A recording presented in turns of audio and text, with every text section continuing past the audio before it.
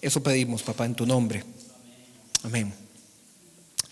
Mis hermanos, ¿quién me refresca qué estuvimos viendo la semana pasada? ¿Qué les quedó así, en una frase, rapidito? ¿Qué les quedó? La cuesta. ¿Y qué era la cuesta?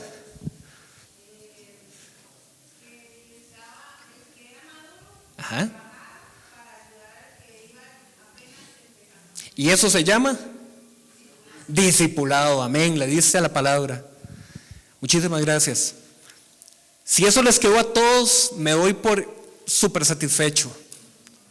Porque, mis hermanos, el propósito de estas enseñanzas iniciales que estamos teniendo en el mes de enero es poder exhortarnos y llamarnos todos a crecer este año, renovarnos este año delante de Dios. Y lo primerísimo que queríamos dejar muy claro la semana pasada con esto del discipulado es que cada uno de nosotros, mis hermanos, tiene que reflexionar lo que es su experiencia de servir a otros, y que ese servicio, mis hermanos, es un servicio en sacrificio, comenzando por el tiempo que uno destina.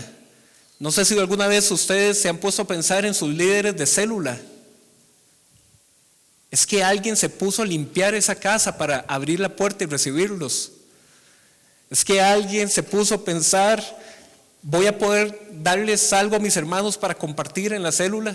Es que servir es sacrificio, mis hermanos, en algo tan sencillo como eso. Todo lo que hacemos, los hermanos que están en el grupo de alabanza, los ensayos, la planificación, los tiempos de ellos. Claro, nosotros venimos aquí y durante el tiempo de alabanza, ¿qué somos nosotros? Somos receptores de todo lo que fue esa planificación de días antes. Mis hermanos, no hay discipulado, célula, alabanza, predicación, póngale el nombre que quiera. No hay discipulado si no hay tiempo invertido. Hay tiempo invertido. Entonces, el llamado el domingo pasado, lo que nos tenía que quedar de la cuesta, es justamente que, mi hermano, si usted se considera maduro en la fe, no estoy diciendo pleno en la fe, ojo, estoy diciendo maduro en la fe, que usted pueda decir, este año yo quiero bajar esa cuesta y tomar de la mano a los hermanos que van subiendo y decir, yo quiero participar en tu discipulado, yo quiero poder sembrar en ti mi tiempo, mi sacrificio, mi esfuerzo. Algunos, el tiempo nos es problemático, porque pasamos muy ocupados con trabajos, con responsabilidades familiares, con temas de la casa. Pero podemos, mis hermanos, sembrar, podemos donar. Tal vez no tengo el tiempo, pero el ministerio de varones constantemente está haciendo reparaciones y cosas. Y a lo mejor uno puede decir, mira, yo no puedo ir a esa convocatoria que hicieron un sábado en la mañana, pero puedo dar 5,000 colones para ayudar en la pintura, para ayudar en los materiales, en las herramientas. Mis hermanos, siempre hay una forma. Y lo que queríamos dejar muy claro en la enseñanza del domingo pasado es que reflexionemos este año cómo puedo crecer en mi servicio al Señor. ¿Cómo puedo crecer en colaborar en el discipulado de otros en el Señor? Eso fue la semana pasada. Hoy, mis hermanos, quisiera invitarlos a que reflexionemos cómo podemos crecer en nuestra experiencia de salvación. Va de nuevo. ¿Cómo podemos crecer en nuestra experiencia de salvación? Dirá usted, suave, ¿cómo es eso? La salvación se recibe una sola vez. ¿Cómo es eso de que vamos a crecer en nuestra experiencia de salvación? Sí, mis hermanos, la salvación solamente por medio de la fe en Cristo Jesús como Señor es algo que se recibe, es un momento único que la Escritura llama nacer de nuevo, ¿ok? Pero así como en la vida natural un niño, y cada uno de nosotros nace solo un día, solo un momento, y celebramos eso año tras año como el cumpleaños. Pero ¿qué hace uno en el cumpleaños? ¿O seré solo yo, maestro? Que uno comienza en el día de cumpleaños, hay gente que felicita, hay gente que viene con algún regalito, pero uno en su ser interior, ¿qué hace en los cumpleaños? ¿Qué es lo más normal? Uno reflexiona, caramba, un añito más. ¿Dónde estoy? ¿Dónde me imaginaba estar a esta edad? Señor, ¿Qué he dejado de hacer? ¿Qué logros he obtenido que ni me pasaban por la mente? En los cumpleaños solemos entonces hacer ¿qué? Aunque no estoy naciendo literalmente de nuevo, comenzamos a reflexionar. ¿Cómo ha sido mi vida? ¿Qué he venido haciendo? ¿Cómo ha sido mi último año? Mis hermanos, hoy yo los quiero invitar a que reflexionemos sobre nuestra experiencia de salvación. Realmente, como dice Jesús en parábolas, estoy considerando esa salvación como la perla de gran precio. Estoy considerando esa salvación como aquella mujer que había perdido una moneda y que revolcó la casa entera hasta hallar la moneda, y dice que cuando la encontró fue tal su dicha que llamó a sus vecinas y les dijo: alégrense conmigo, la encontré, la que estaba perdida. Y Jesús dice: así es en el cielo, cada vez que el Señor encuentra a uno que estaba perdido, hay fiesta. Reflexionemos, mis hermanos, cada uno de nosotros, ¿cómo fue ese momento mío, personal, en que puedo decir que fue como que encendieran un switch y que antes del switch lo que había era oscuridad y tinieblas por dentro? Sí, yo vivía, estaba respirando, pero el Señor encendió ese switch y se iluminó la casa y pude verme muerto en delitos y pecados y decir: Jesús, solo en ti encuentro vida. Mis hermanos, si yo no regreso a esa experiencia vez tras vez, va a llegar un momento en que me voy a acostumbrar a ella. Y lastimosamente esa fue una de las experiencias más negativas que le pasó al pueblo de Israel en el Antiguo Testamento. Ellos se acostumbraron a ser el pueblo elegido, el pueblo de la promesa.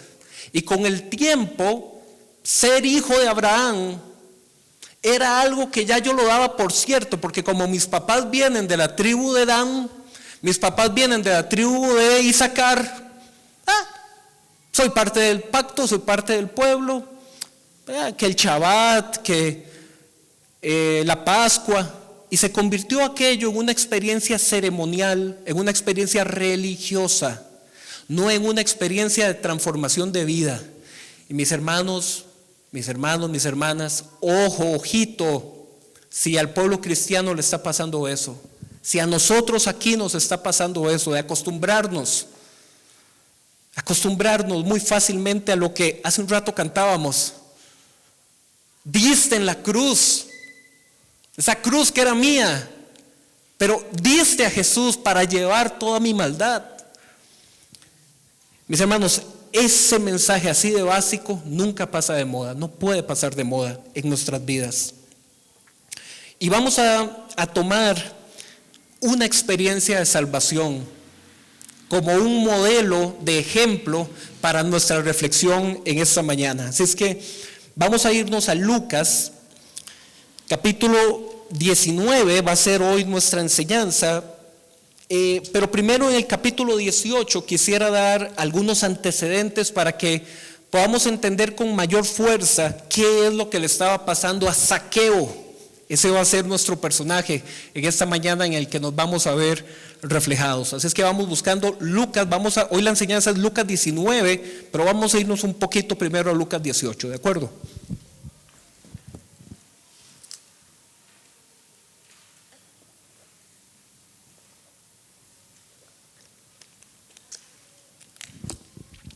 Estamos, Lucas 18. Vamos a ir a repasar un poquito unos antecedentes. Lucas 18. No voy a dar todos los detalles de estos antecedentes porque son historias que ya conocemos, pero que necesitamos tenerlas aquí, como cuando uno llega a comer a un restaurante y le dan una entrada, ¿ok? Que es un preparativo para el plato fuerte. Dios, ayúdame. Así es que les voy a servir dos entradas, ¿de acuerdo? La primera es la historia que conocemos como la del joven rico. Lucas 18. Conocemos la historia. El joven rico se presenta delante de Jesús y le dice: maestro bueno, ¿qué tengo que hacer para heredar la vida eterna? Inmediatamente conocemos la respuesta de Jesús: ¿por qué me llamas bueno? ¿Quién te enseñó a identificarme a mí como un maestro bueno? ¿De a dónde puedes decir que tienes la sabiduría espiritual y la revelación para identificarme a mí y decir yo sí soy bueno? ¿Será acaso que tú mismo te identificas como bueno y como capacitado para poder discernir que yo soy bueno? ¿Por qué me llamas bueno? Bueno, solo hay uno. Un segundito. ¿Por qué me llamas bueno? Nadie es bueno, sino solo Dios. Los mandamientos conoces: no cometas adulterio, no mates, no robes, no des falso testimonio, honra a tu padre y a tu madre. Verso 21, todo eso lo he cumplido desde que era joven, dijo el hombre. Al oír esto, Jesús añadió, ok, todavía te falta una cosa: vende todo lo que tienes, repártelo entre los pobres y tendrás tesoros en el cielo. Esa es la primera entrada, ok. Dije que les iba a repartir 2 entradas, esta es la primera, esa frase. Jesús se encuentra con este hombre que le da un currículum vitae a Jesús de ser una persona intachable. Jesús le repasa la ley y él le dice: todo eso lo he cumplido. Ok, si todo eso lo has cumplido así también, ve y vende lo que tienes, te será muy sencillo entregar eso a los pobres para que puedas seguirme. Y conocemos la respuesta. Dice que el joven enmudeció y mudó su rostro, se entristeció mucho. ¿Y qué dice la escritura en el versículo 23? ¿Por qué se entristeció? Porque era muy rico. No solamente dice que era rico, era muy rico. Tenga eso en cuenta para lo que vamos a estudiar después. Al verlo tan afligido, versículo 24, Jesús comentó. La Biblia no lo dice explícitamente, pero posiblemente Jesús se voltea para decir esto a sus discípulos que estaban ahí viendo toda la escena. Qué difícil es para los ricos entrar en el reino de Dios. Saborece esa entrada. La vamos a ocupar más adelante. Qué difícil es para los ricos entrar en el reino de Dios. En realidad, resultaría más fácil a un camello pasar por el ojo de una aguja que a un rico entrar en el reino de Dios. Los que lo oyeron, los discípulos, preguntaron: entonces, ¿quién podrá salvarse? Maestro, si ese que vino así tan intachable, seguramente la escritura no lo menciona, pero al decir que era muy rico, seguro venía muy diferente a ellos, que eran pescadores, que eran de Galilea, la región más pobre de Palestina en esa época. Y aquí se le aparece un joven totalmente con otras características, y seguro Pedro se le queda viendo y dice: bueno, si este no puede, ¿cómo yo voy a poder? Y mis hermanos, siga saboreando esta primera entrada, vea la respuesta de Jesús. Maestro, ¿quién podrá salvarse si las cosas son así? Versículo 27, lo que es imposible para los hombres es posible para Dios. Segunda entrada, Lucas 18:35, un poquito más abajo. Pasó esa escena del joven rico que decide no desapegarse de sus posesiones, y la respuesta de Jesús, que parecería una primera respuesta que está cerrando el reino a los ricos. Maestro, si es así, ¿quién puede salvarse? Es que lo que es imposible para los hombres es posible para Dios. Dios sí lo puede hacer. Lucas 18:35, segunda entrada. Conocemos la historia. Jesús iba entrando, dice la escritura, ¿a dónde? El versículo 35, Jericó. Ese va a ser el escenario de nuestra escena. Jesús estaba acercándose, estaba entrando a Jericó. Estaba un ciego sentado junto al camino pidiendo limosna. Mis hermanos, ustedes han notado que está cada vez más fuerte aquí en Costa Rica encontrarnos gente pidiendo en altos, en semáforos y demás, ¿verdad? ¿Por qué eligen esos lugares? Por el flujo. ¿Y por qué más?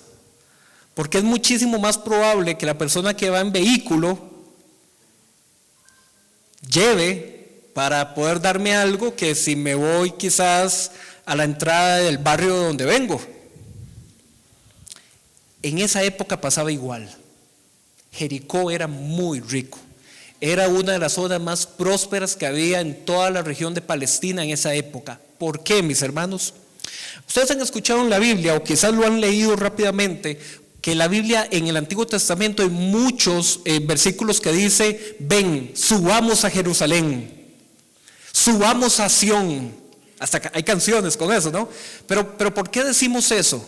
Subamos a Sión, subamos a Jerusalén, porque efectivamente era un alto. Como decir, vamos a Tierra Blanca. O sea, había que subir geográficamente, ¿ok? Y si la zona es más alta, ¿es más qué? Geográficamente, más fría. Y súmele a eso que está en la región mediterránea, que es seca y arenosa. No era, tocaba vivir y tocaba ir, y era la capital, pero digamos que no era el lugar más placentero. En cambio, papá, usted cruzaba para el otro lado del Jordán y la cosa era diferente. Porque del otro lado del Jordán había un valle, que justamente era el valle regado por el río Jordán. Las condiciones climatológicas eran otras, era un clima mediterráneo riquísimo. Bueno, yo no conozco, pero es lo que estudiamos, ¿ah? Pero piense en una zona del valle, una zona regada por el gran río Jordán. Los romanos, ¿qué creen que hicieron? Bueno, en Jerusalén, donde está el templo, como esta gente es religiosamente tan fanática, mandemos soldados y tengamos ahí bien vigilado. Pero la gente de billete de Roma no iba a ir a pasar frío a Jerusalén, se iban para el valle del Jordán. Y dentro del valle de Jordán, la ciudad fuerte, la ciudad amurallada, el lugar bonito era Jericó. ¿Ok? Era Jericó. Entonces este ciego en la entrada de Jericó, nada tonto, él sabía dónde colocarse a pedir limosna. Aquí entra y sale gente que puede. No me voy a ir a Galilea a pedir, me voy a ir a Jericó a pedir. Pero este ciego hizo algo diferente. Escuchó que iba acercándose Jesús y versículo 36, cuando oyó a la multitud que pasaba, preguntó qué acontecía. Jesús de Nazaret. ¿Nazaret? Ese lugar tan pobre. Mis hermanos, Nazaret era el tamaño de 4 plazas de fútbol. Era un barriecito.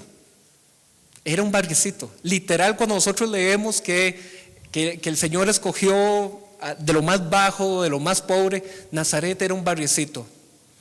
Y Jesús de Nazaret aquí en Jericó. ¿Y quién es ese Jesús de Nazaret que está pasando por aquí? Y dice que inmediatamente el ciego, que seguramente había escuchado noticias de ese Jesús, porque hacía un poquito más de una semana había resucitado en Betania a su amigo Lázaro. Este ciego que ya había escuchado que en Jerusalén le había devuelto la vista a otro ciego, mandándolo a un pozo a que se lavara. Viene Jesús de Nazaret y hizo la cosa más importante este ciego. Versículo 38, se levantó y comenzó a gritar: Jesús, hijo de David. Mis hermanos, vea, aprendamos a saborear la palabra, ¿ok? ¿Cómo le dijo la gente al ciego que se llamaba el que venía? Jesús de Nazaret. ¿Cómo respondió él? Jesús de Nazaret, ten compasión de mí, ¿no? ¿Cómo le respondió? Hijo de David. Ese ciego, mis hermanos, no fue un sacerdote del templo, no fue un escriba, no fue un fariseo. Ese ciego que nunca había leído, que no tenía la Torá, ese ciego dijo: ese es el heredero del trono. Ese es el que va a restaurar el trono caído de David. Ese es el Mesías, Jesús, hijo de David, mis hermanos. Lo que el ciego está cambiando es Nazaret por el reinado. Increíble la declaración de ese ciego. Y le dice: ten compasión de mí. Versículo 39, los que iban adelante lo reprendían para que se callara. Nadie quiere en medio de un desfile un acto de entrada de un personaje como era Jesús, que ya era reconocido como profeta delante de la gente, y tener ahí una persona molestando, gritando, le decían que se callara, pero él se puso a gritar aún más fuerte: Hijo de David, ten compasión de mí. Verso 40, Jesús se detuvo y mandó que se lo trajeran. Cuando el ciego se acercó, le preguntó Jesús, ¿qué quieres que haga por ti? Señor, quiero ver. Otras versiones dicen: Señor, que recobre la vista. Algunas personas, porque esto es un texto muy predicado, algunas personas dicen, ¿por qué Jesús le pregunta si era obvio? No, no era obvio, porque ese hombre se acercó gritando, alabándole, diciendo que él era rey. No era obvio. ¿Y qué quieres que haga por ti? Señor, Adonai, en el idioma original, en el arameo que ellos hablaban, quiero ver. Recibe la vista, le dijo Jesús, tu fe te ha sanado. Opa. Al instante recobró la vista. Entonces, glorificando a Dios, comenzó a seguir a Jesús, y todos los que lo vieron daban alabanza a Dios. Esta fue la segunda entrada. Espero que la hayan disfrutado. Fue ensaladita y consomé, ¿de acuerdo? Mis hermanos, ¿dónde pasó esto del ciego? Entrando a Jericó, en la entrada de Jericó. Y fue un milagro privado, público, mucha gente, mucha muchedumbre. Esa muchedumbre que ahorita estaba, por cierto, en Marcos, retrata ese milagro y da el nombre del ciego, Bartimeo, lo llama. ¿Okay? Entonces la gente estaba con Bartimeo y dice que era una gran muchedumbre.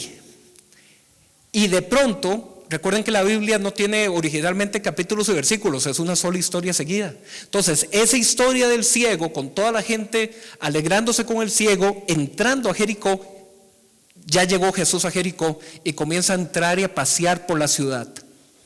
La arqueología dice que entrando a Jericó había grandes parques llenos de árboles y rosas. Repito, era un lugar bellísimo. El Valle del Jordán, donde estaba Jericó, y aparece ahí un nuevo personaje, Zaqueo. Zaqueo, él era de Jericó y estaba viendo lo que sucedió y está escuchando que hay un ciego que acaba de recibir la sanidad, y Zaqueo se siente movido ante eso que él está viendo con sus ojos, que está escuchando de este Jesús. Y ahora sí, Lucas capítulo 19, versículo 1. Jesús llegó a Jericó y comenzó a cruzar la ciudad. ¿Okay? Verso 2. Resulta que había allí un hombre llamado Zaqueo. En el idioma original, ¿qué creen que significa Zaqueo? Suena, ¿verdad? Pero significaba pureza. Puro. Significaba puro. Imagínense que es como cuando una persona se llama Alegría, una mujer, y que tal vez ande así siempre. Entonces uno dice, como que el nombre no le va. Esto era Zaqueo. O sea, su nombre significaba pureza, el que es puro. Y no era su reputación, no era su vida. Entonces dice la escritura, ahí había un hombre llamado Zaqueo. Segunda característica, jefe de los recaudadores de impuestos, es decir, jefe de publicano. No solo era publicano, era jefe de publicanos. Como consecuencia de eso, tercera característica que da el versículo 2, ¿qué dice? Era muy rico, dice. Y de hecho que en lo original dice, era en extremo rico. ¿A quién se le parece? Al joven rico, que también dice que era muy rico. Primera entrada, aquí vamos a tener ese primer conecte. Hubo un hombre rico que no se desprendió, y aquí hay otro rico. Mis hermanos, en esa época, lo que voy a decir se les va a parecer mucho a nuestra realidad, como que en 2000 años no hemos cambiado mucho. habían dos grandes categorías de impuestos. Estaban los impuestos del Estado o los impuestos generales, que se le cobraban a todo el mundo, y esos impuestos incluían impuestos territoriales e incluían impuestos de la renta. Sobre todo lo que usted hiciera en su tierra, que de por sí ya tenías que pagar impuestos por tener la tierra, todo lo que producías de tus ganancias había que pagar el 1% a Roma. Cualquier parecido, ¿ok? Entonces, en esa época, ¿qué hacían los recaudadores de impuestos? Eran esos vecinos incómodos, que estaban muy pendientes de cuándo salía la cosecha de chayotes, de cuándo salía la cosecha de mangos, papá. Porque, Marito, yo vi que usted fue al mercado y que vendió mucho, venga para acá el 1%. No era gente muy querida, sobre todo para el pueblo judío, porque el pueblo judío decía: esto no tiene sentido, esta es tierra nuestra, dada por pacto. Dios le prometió esta tierra a nuestro padre Abraham. Esta tierra no es de Roma, esta tierra es nuestra. ¿Por qué le tenemos que pagar a Roma por vivir? Entonces, esa gente no estaba contenta. Y como no puedo decirle esas cosas al César, ¿contra quién me descargo? Contra el que me cobra. Entonces los publicanos, los recaudadores de impuestos, era gente odiada, porque son judíos que trabajan recolectando dinero para Roma. O sea, ¿puede usted ser más traidor en esta vida? ¿Ok? Para que ustedes se hagan una idea, la imagen que había sobre los publicanos. Entonces, ellos recogían impuestos territoriales y impuestos sobre la renta de todas las ganancias. Y había una segunda categoría de impuestos, que eran los impuestos sobre las relaciones comerciales. Roma era famosa por algo, por sus carreteras, bueno, por muchas cosas, pero en infraestructura vial, esa gente hacía carreteras que en Europa todavía hay algunas que existen 2000 años después. ¿Perdón? Sí, hay que traer una consultoría ahí. Pero entonces Roma llegaba y decía: vea, usted pasando por el monte va a durar una semana trayendo sus productos. Pasando por mi carretera romana va a durar un día. Como cuando uno dice, por el peaje en pista o por calle vieja en Tres Ríos, ¿eh? Y le cobran a uno el peaje porque, ¿qué es el peaje? Mira, es que al usar esta calle va más rápido, entonces te cobro el ir más rápido. Bueno, los romanos eran así. Entonces los romanos le decían: vea, si usted usa mis calles, yo te cobro un impuesto. Ok, está bien, pago el impuesto a la calle. Ajá, pero cuando llegas al mercado a vender o cuando llegas al puerto para exportar, también te cobro lo que estás exportando. Entonces habían publicanos dedicados a impuestos generales y publicanos dedicados a impuestos comerciales. Ese era Mateo, por cierto. ¿Se acuerdan? Mateo era publicano. Y dice que Mateo estaba en la mesa de los impuestos a la orilla del lago. Mateo se quedaba viendo, pescó mucho, venga para acá. ¿Sí? Él cobraba los impuestos de las relaciones comerciales. Los publicanos, mis hermanos, no era gente querida, no era gente admirada, era gente de mucho dinero, porque lo que Roma hacía era que Roma ponía una tasa, dependiendo de la región. Entonces Roma decía: vea, aquí vive mucha gente.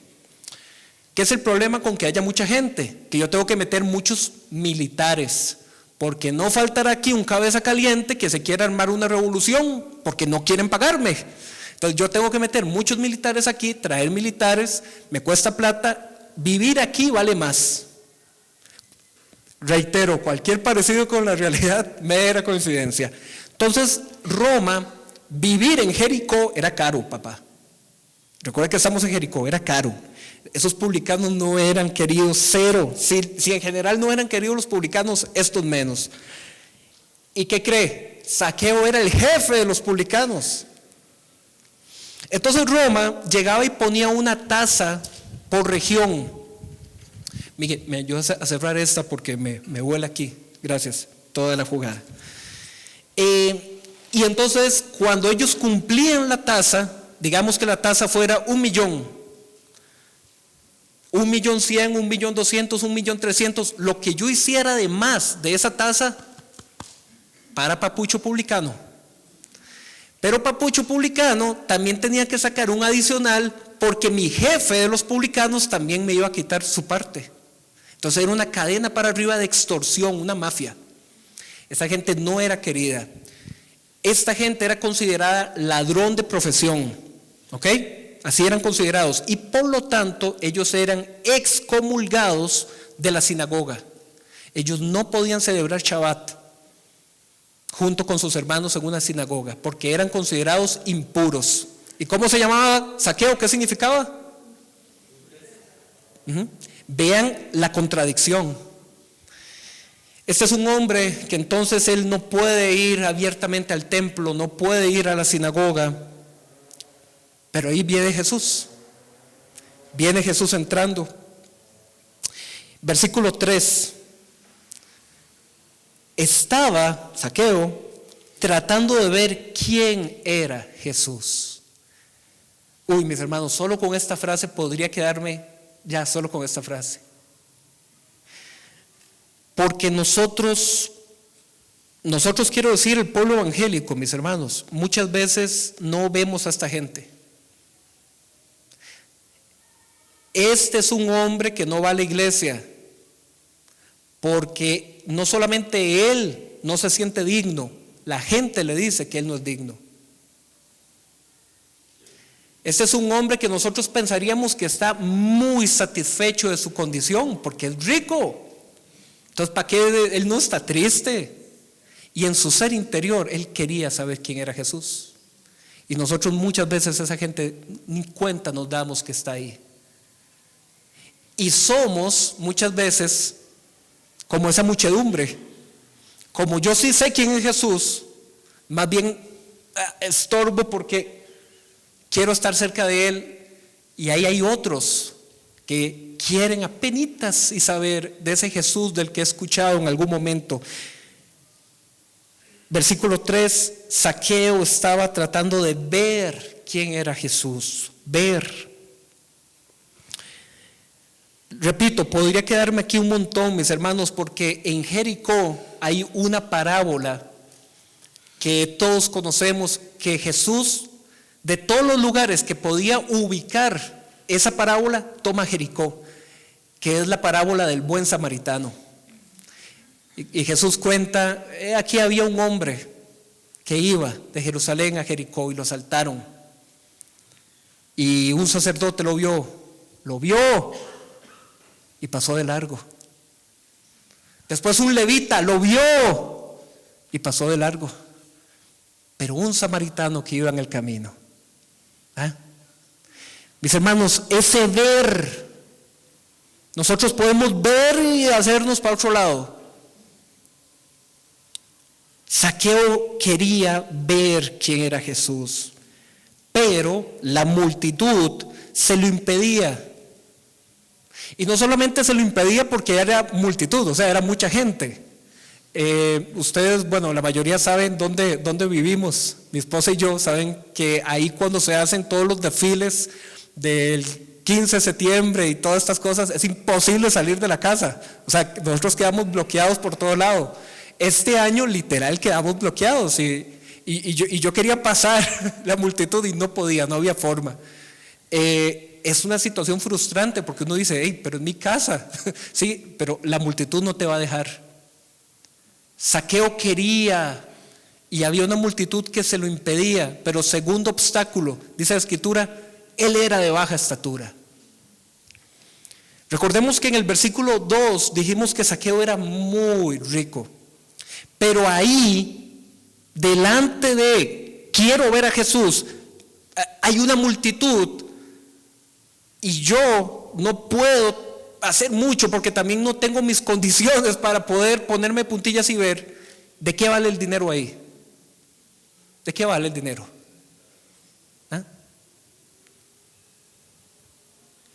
Imaginémonos a Zaqueo poniéndose a decir, hermanos vecinos, por favor, yo quiero ver a Jesús, ¿me darían con permiso? Y que volteen a ver quién es el que está hablando. Justicia de Dios, seguro iban a decir los vecinos, hoy es el día de nosotros, ¿verdad? Nos vamos a desquitar de este chaparro que me hace la vida imposible. Entonces se le ocurre algo a Zaqueo, se le ocurre algo. Versículo 4, por eso, porque no podía ver a Jesús, se adelantó corriendo y se subió a un árbol. Si lo leemos así en esta versión, que es la que estoy leyendo, la Nueva Versión Internacional, nada más dice, se subió a un árbol, ¿cierto? Pero si por ejemplo lo vemos en el Reina Valera, dice el tipo de árbol, ¿ok? Sicómoro. Para que me entiendan, es como un árbol de Guanacaste, ¿ok? Es un árbol de tallo muy grueso, cuyas ramas, los brazos son fuertes y se extienden mucho. Él era de baja estatura, él no podía subirse a una palmera, ¿ok? Pero este tipo de árbol le permitía subirse. Y dice entonces que él se fue corriendo. Mis hermanos, ¿recuerdan la parábola del hijo pródigo?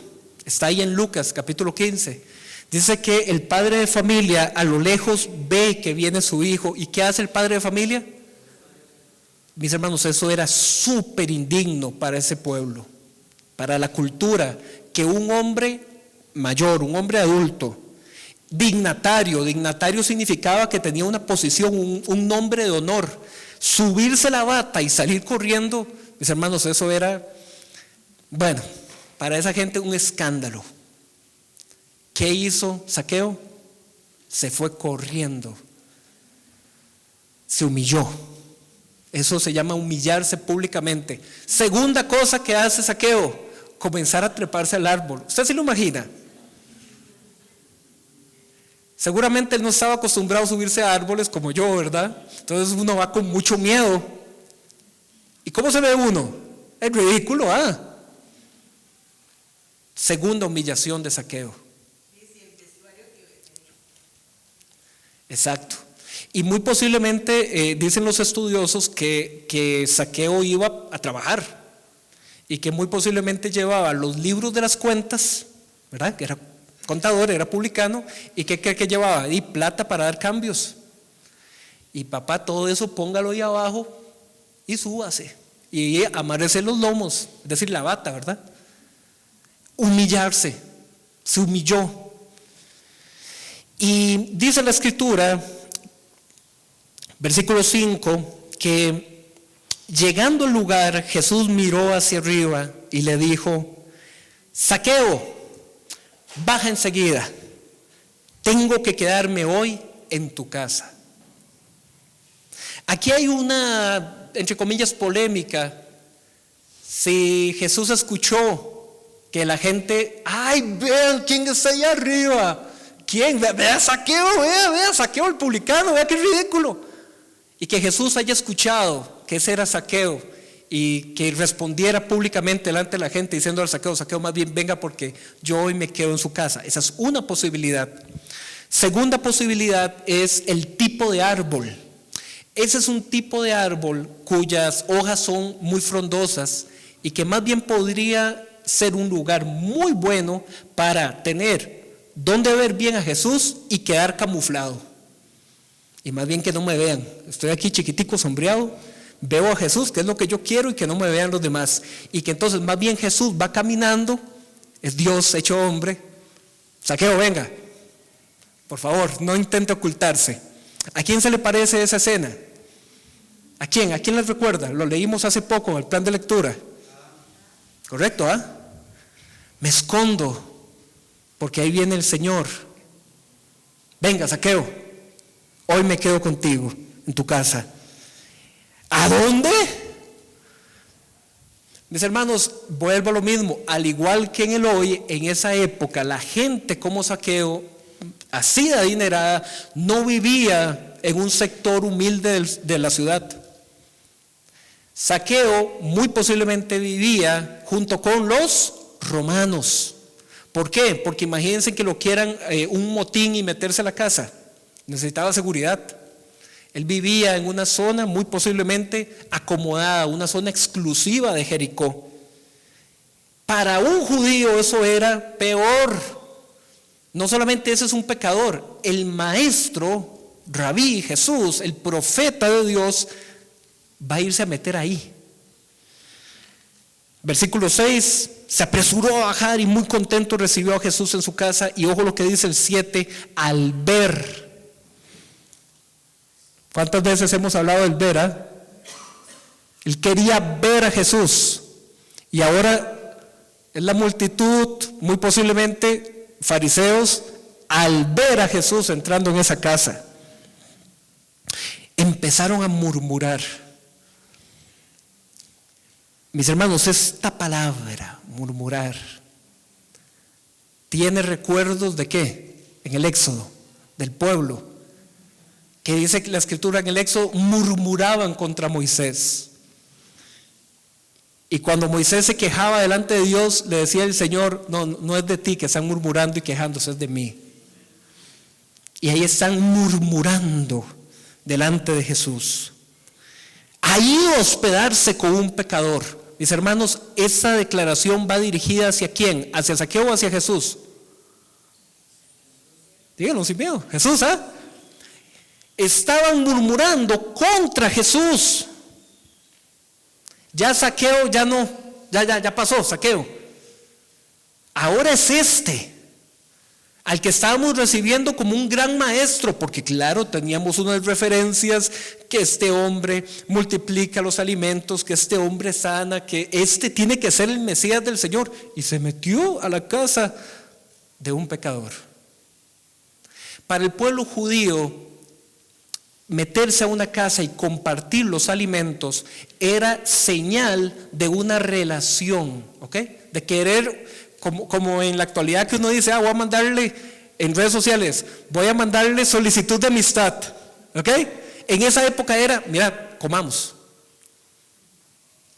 Sentarse a comer, poder compartir los alimentos, partir el pan y hablar, era una forma de decir, yo contigo me siento a gusto, quiero compartir este tiempo contigo. Ese gran maestro se mete en la casa de ese jefe de publicanos. Comenzaron a murmurar. Yo me los imagino.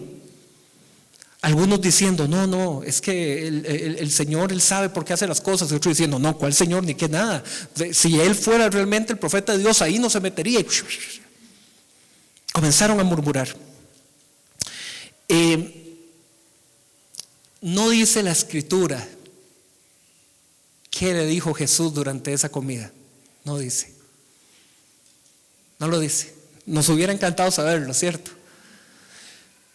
Pero podemos, si me permiten, especular a partir de lo que vamos a leer ahorita, que es el resultado de esa cena, de qué hablaron. Porque no fue una visita cualquiera la que tuvo Zaqueo, y no fue una conversación cualquiera. Zaqueo, desde que se trepó a ese árbol, ya su corazón había sido inquietado por el Señor. ¿Se acuerdan la entrada 1 y la entrada 2, la ensalada y el consomé? Ya el Señor había pronunciado, qué difícil es para un rico entrar al reino, es más fácil que el camello pase por la aguja. Y de pronto que hay un hombre que sin que se le diga nada, dice la escritura, el versículo 8, dicen en otras versiones, puesto en pie, ¿lo ven? Versículo 8, Zaqueo puesto en pie. Otras versiones dicen, Zaqueo dijo resueltamente, es decir, con toda convicción, mira Señor, ahora mismo, no mañana, no en un mes, ahora mismo voy a dar a los pobres la mitad de mis bienes.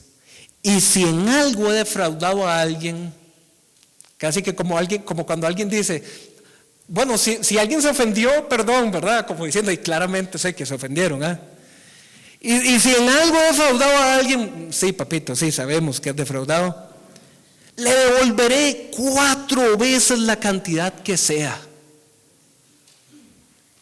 El joven rico Jesús le pidió y él se rehusó. Aquí en cambio, publicano muy rico, espontáneamente puesto en pie, dice: maestro, ¿sabe qué? Yo reconozco mi situación. Sí, aquí la casa es muy bonita y todo, pero si yo le contara cómo fue que hicimos esta casa, yo a los pobres le voy a dar la mitad de todo lo que tengo, y lo otro que tengo, a todos los que he defraudado les daré 4 veces más lo que les quité. Wow. Respuesta de Jesús. Verso 9. Hoy ha llegado la salvación a esta casa. ¿A Zaqueo? No, a toda la casa. Mis hermanos, Zaqueo, un hombre en ese nivel de autoridad, en ese nivel de recursos, muy posiblemente tenía toda una corte de esclavos, sirvientes, hijos, nietos. Hoy la salvación ha llegado a esta casa. Zaqueo, porque lo que usted está aquí haciendo no solamente va a cambiar tu reputación y tu vida, va a cambiar el estilo de vida de toda esta gente. Porque de un día al otro estás pasando de muy rico a apenitas. Zaqueo, lo que estás haciendo va a impactar tu vida y la de los que te rodean. Zaqueo, hoy la salvación está llegando a esta casa. Mis hermanos, nosotros solemos, y es correcto, entender la salvación como algo personal, pero la salvación no es algo solamente individual. Cuando una persona entrega su vida al Señor, eso va a tener consecuencias para todos los que le rodean, sean o no familia. Quien hace negocios contigo, a quien atiendes, con quien te relacionas. Mis hermanos, la salvación trae restauración en todas las áreas de la vida de la persona. Zaqueo, hoy la salvación ha llegado a esta casa. Y vean cómo termina Jesús la declaración. Dice: ya que este también es hijo de Abraham. ¿Recuerdan lo que hablábamos al principio? Para el pueblo, él ya no era hijo de Abraham. Sus actos hay que condenarlos, él no es digno. Y Jesús dice: no, señores, por supuesto él es digno de escuchar la palabra que lo llama al arrepentimiento y al perdón, y también es digno de recibir la herencia de Abraham, que es ¿cuál? La salvación por fe. ¿Se acuerdan el libro de Gálatas? Ahí se los dejo de tarea. Todos aquellos que reciben al Señor en fe, esa es la simiente de Abraham, no la simiente étnica, nacionalista.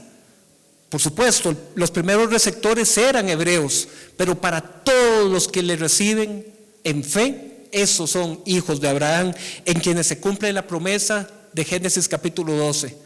En ti serán bendecidas todas las familias de la tierra. Este también es hijo de Abraham. Versículo 10, que es el título de esta enseñanza. Buscar y salvar lo que se había perdido, la misión de Jesús. Versículo 10, el Hijo del Hombre vino a buscar y a salvar lo que se había perdido. Ojo que no dice lo que estaba condenado, no, lo que estaba perdido. Es como que yo de pronto me descuide y venga a buscar esta botella y la botella ya no está donde estaba. Y que yo entonces con toda propiedad puedo decir: se me perdió la botella. El Señor vino a buscar, a rescatar a todos aquellos que, al ser poseedores de la imagen de Dios, somos poseedores todos los seres humanos de la dignidad, de la imagen de Dios, en el hecho de que somos humanos, que somos personas.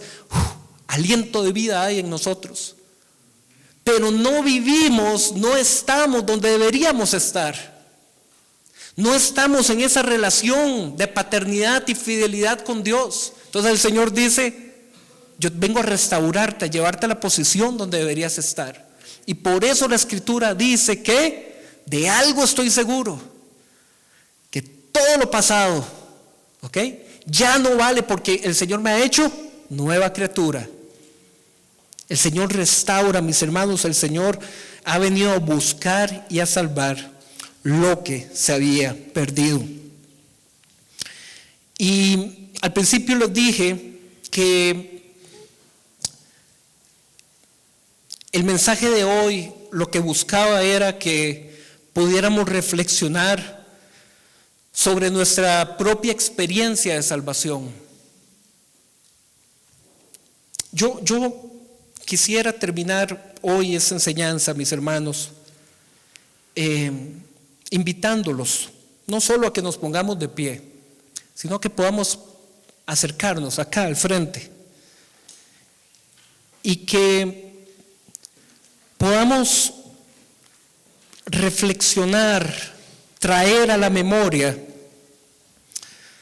nuestra experiencia de salvación como Zaqueo, que quería ver a Jesús, saber de Jesús, conocer a Jesús, y circunstancias, otras personas y él mismo no podía acceder a Jesús, y algo hizo Zaqueo. El Señor lo movió. Y mis hermanos, yo los invito, en serio, todos los que puedan, vengan, porque quisiéramos cerrar